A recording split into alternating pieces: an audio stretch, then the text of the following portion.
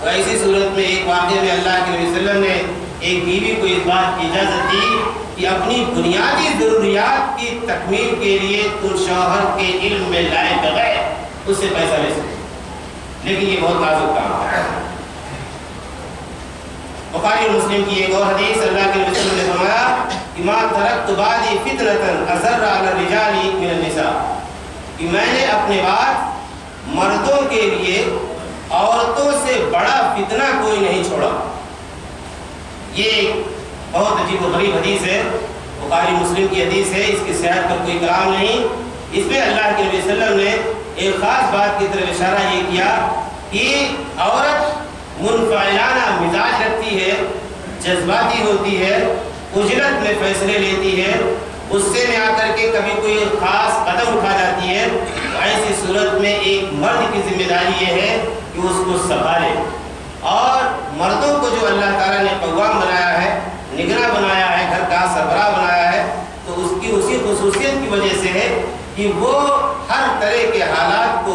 جھیل سکتا ہے، برداشت کر سکتا ہے، جذبات میں کام نہیں کرتا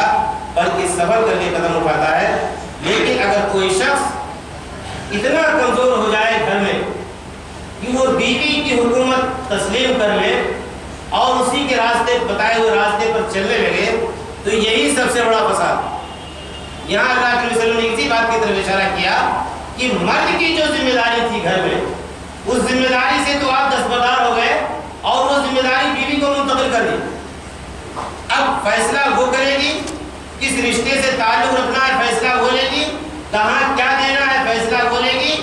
کس کے ساتھ کیا اس نے سلوک کرنا ہے فیصلہ وہ لے گی۔ تو آپ جانتے ہیں کہ اس میں کتنی زیادہ خرابیاں پیدا ہوتی ہیں اور کیا فساد ہوتا ہے۔ تو یہ کہ ایک مرد اپنے دل و دماغ کو عورت کے ہاتھ میں اس طرح سے گروی نہ رکھے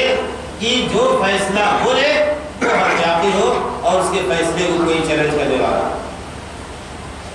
اسی مفہوم کی ایک اور حدیث مسلم کی روایت ہے، اللہ کے نبی نے فرمایا ان الدنیا حلوۃ قذرۃ وان اللہ مستخلفکم فیہا فینظر کیف تعملون فاتقوا الدنیا واتقوا النساء فان اول فتنة بنی اسرائیل کانت فی النساء۔ کہ دنیا بہت میٹھی ہے، ہری بھری ہے، اور اللہ تعالیٰ تمہیں اس میں جانشین بنانا چاہتا ہے۔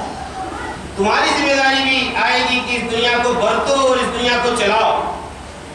وہ دیکھنا چاہتا ہے کئی تعملون، کیسے تم کام کرتے ہو، تم اپنی ذمہ داریاں کیسے ادا کرتے ہو۔ یعنی جب تم تندرست و توانا ہو جاؤ، بلوغت کی عمر کو پہنچ جاؤ، کاروبار حیات سنبھالنے لگو، تو پھر یہ اللہ تعالیٰ کی ابتلا اور آزمائش کا سلسلہ شروع ہوتا ہے۔ وہ دیکھنا چاہتا ہے کہ تم کرتے کیا۔ اللہ کے نبی نے بطور خاص اس مرحلے میں ہدایت فرمائی کہ فتقوا الدنیا، دنیا سے بچتے رہو، دنیا کے ہو کے مت رہ جاؤ،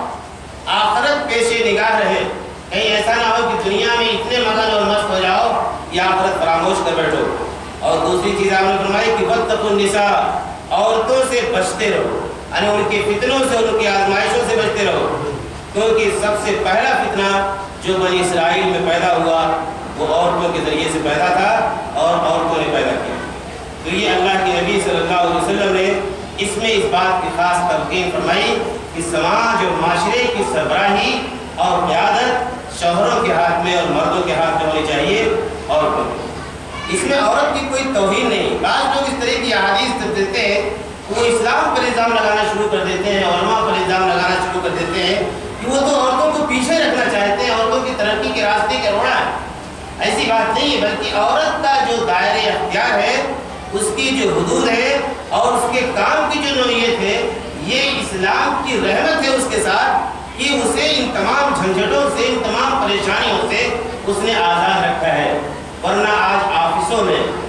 اور الیکٹرانک میڈیا میں اور مختلف شعبے حیات میں عورتوں کی برابری کا جو تصور پیدا کیا گیا ہے، میں یہاں اس منبر سے ان فطروں کا تذکرہ نہیں کروں گا، اشارہ کافی ہوگا۔ اہل دانش جانتے ہیں اسلام اس بات کی قطعی اجازت نہیں دیتا کہ مردوں اور عورتوں کے اختلاف کے نتیجے میں وہ برائیاں مسلم سماج میں پنپیں اور آگے بڑھیں جن برائیوں کو اسلام سب سے بڑی اور سنگین برائی تسلیم کرتا ہے۔ ایک اور آخری حدیث اللہ کے رسول نے فرمایا، ان ابی ہریرہ رضی اللہ عنہ رسول اللہ صلی اللہ علیہ وسلم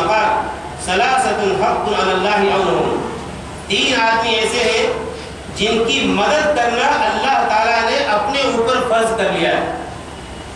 یعنی ان کی اللہ تعالیٰ مدد کرتا ہے، لازمی طور پر اللہ تعالیٰ نے اپنے اوپر فرض کر لیا کہ میں مدد کروں گا ان لوگوں کی۔ پہلا المکاتب الذی یرید الاداء، وہ غلام جو اپنے آقا سے کچھ پیسے کا معاملہ کر لے کہ میں اتنے پیسے آپ کو ادا کر دوں، آپ مجھے آزاد کر دیجئے۔ تو جو غلام اس حیثیت سے، اس نیت سے محنت کرتا ہے، پیسے کماتا ہے، یہ پیسے ادا کر کے مالک کو میں غلامی سے آزادی حاصل کر لوں، تو اللہ تعالیٰ ایسے غلام کی مدد کرتا ہے۔ وَالنَّاكِحُ الَّذِي يُرِيدُ الْعَفَافَ،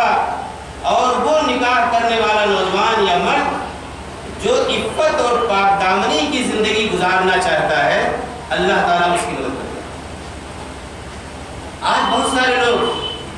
یہ تصور رکھتے ہیں کہ نہیں، یہ عفت اور پاک دامنی تو خاص چیز نہیں ہے، رنگ رلیاں مناؤ اور 30-35 سال کی زندگی گزر جائے، اس کے بعد پھر دیکھیں گے، اسٹیبلش ہو جائیں گے، پھر شادی کریں گے، اور معلوم ہے کہ 17-18 سال سے ان کی سمستیاں شروع ہوئیں، وہ 30 سال تک بڑی پھیلی ہوئی۔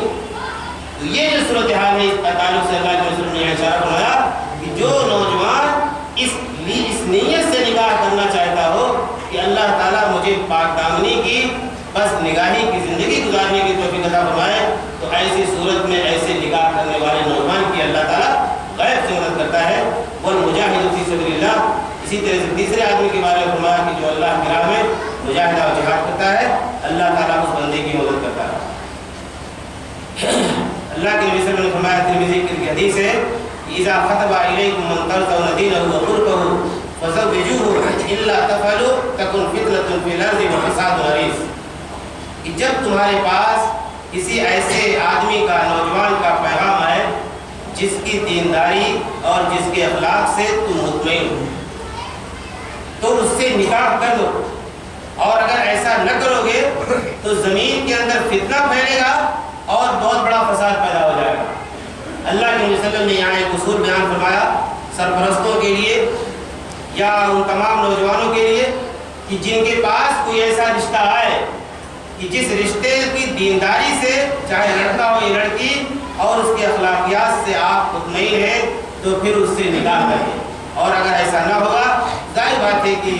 غیر شادی شدہ لوگوں کی تعداد معاشرے کے اندر بڑھ جائے گی، اور پھر صورتحال یہ وہی ہوگی جو آج مغرب کی ہے۔ تو اللہ کے نبی صلی اللہ علیہ وسلم نے یہاں خاص ہدایت فرمائی ہے، اس سے یہ پتہ چلتا ہے کہ رشتے جو بھیجے جاتے ہیں